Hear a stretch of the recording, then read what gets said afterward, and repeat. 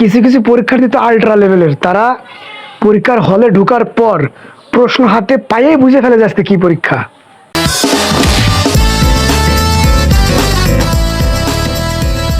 আসসালামু আলাইকুম and welcome to my show. তো কেমন আছেন আপনারা? আমি জানি আপনারা খুব খারাপ আছেন, কারণ ভালো মানুষ বেশি দিন বাঁচে না। তো আজকে কথা বলবো স্কুলের কিছু হাই প্রোফাইল লোকজনদের নিয়ে, যাদেরকে ভুলবশত স্টুডেন্ট বলে আখ্যায়িত করা হয়। তো চলুন ফালতু কথা শুরু করা যাক। প্রাইমারি স্কুলে সম্ভবত এই জিনিসটা বেশি দেখা যায়। যখন স্যার ক্লাসের ভিতরে ঢুকে আমরা ফার্স্ট অফ অল সর্বপ্রথম হোমওয়ার্কটাই দিই। স্যার এসে বলবেন, এই কে কে হোমওয়ার্ক দেওনি, কে কে কে কে হোমওয়ার্ক দেওনি। সবাই খালি একজন আর একজনের দিকে তাকাই। একজন থাকে যে সবার দিক তাকাই, কারণ হোমওয়ার্ক করে আনেনি। বছরের 365 দিনের একটা দিনও হোমওয়ার্ক করে না ও। আর ভয় বেশি পাইছে এই কারণে, কারণ ও স্কুল কামাই দেওয়ার জন্য আগেই ওর নানারে মারিছে, ওর নানিরে মারিছে, ওর দাদার স্ট্রোক করাইছে, আর ওর দাদি তো আগেই মরে গেছে। ও ভাবতেছে আমি এবার কারে মারবানি। স্যার চলে আসে, স্যার এসে বলতে, এই কে কে দাঁড়িয়ে দাঁড়াও। সবাই এরকম আস্তে আস্তে আস্তে দাঁড়াইছে, মনে হচ্ছে একটা হাঁটুতে ব্যথা, কেবল ফুটবল খেলেছে, ক্লাসে ঢুকছে। স্যার বলতেছে, কি ব্যাপার, তুমি হোমওয়ার্ক কেন করনি? আমার খাতা বিড়ালে খায় ফেলিছে। স্যার তো ঠিক পাচ্ছে, ওটার প্যান্ট ভিজে গেছে অলরেডি, মার তো আজকে আমি দিবাইনি। আর একজনের কাছে গেছে, ওর তো বলার কিছুই নাই, কারণ ও আত্মীয় স্বজন অলরেডি অর্ধেক মারে ফেলিছে, আর কারে মারবে, ওর কোনো মারারই নাই। ওর কাছে গেছে, ভাই তুমি কেন হোমওয়ার্ক করনি?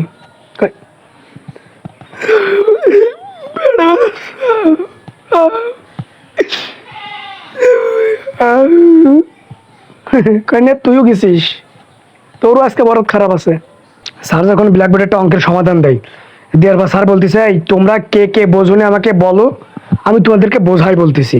প্রত্যেক স্টুডেন্ট মাত্র একজনের আশায় বসে থাকে, যে একজন বলুক যে আমি পারিনি, ব্যাস তাতেই আমার হয়ে যাবে। একটা ক্লাসে হাতে গুনে 4 থেকে 5টা স্টুডেন্ট ভালো পারে, বাকিগুলা মোটেই পারে না। কিন্তু তারা এমন ভাব নিবে না যে এই মাত্র ওরা আইনস্টাইনের সূত্রের সমাধানটা দিয়ে আইছে। পরীক্ষার আগের রাত্রে ছেলেরা যখন নোট বানায় না, ওদের মুখের অবস্থা এমন হয় যে মনে হয় যে সারা বিশ্বের বোঝা ওদের কাঁধে। আর কিছু কিছু পরীক্ষার্থী তো আল্ট্রা লেভেলের, তারা পরীক্ষার হলে ঢোকার পর প্রশ্ন হাতে পাইয়েই বুঝে ফেলে যাচ্ছে কি পরীক্ষা। ওর আগে ওকে বোঝার ক্ষমতা নাই, এত আল্ট্রা ওরা। ওই ব্যক্তির খাতা যদি তখন অন্য কোনো স্টুডেন্ট পাশের দেখে, ও মনে মনে কয় আমি একা একা ফেল করবো, তোরা আমার সাথে কর।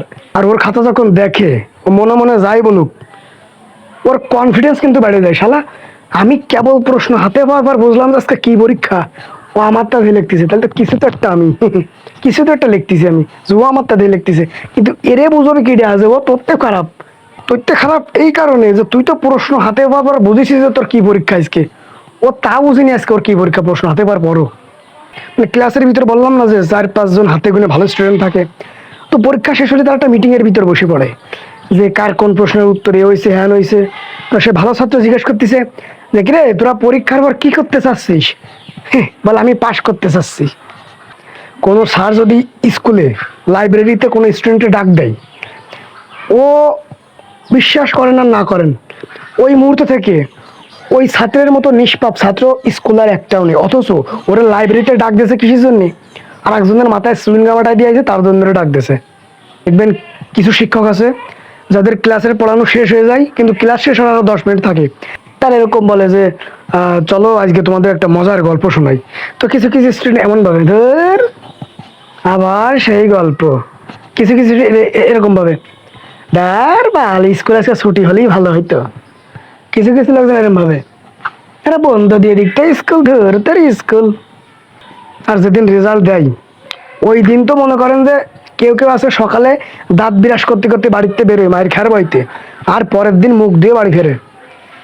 আর কিছু কিছু স্টুডেন্টের আচরণ আছে দেখলে ভয় লাগে, যেমন মনে করেন যে হঠাৎ করে বাপ মার খুব সেবা করতেছে, অথচ কোনোদিন যদি কয় যায় গোসল করবো 1 বালতি পানি হিসাবে, তা কিন্তু দিইনি।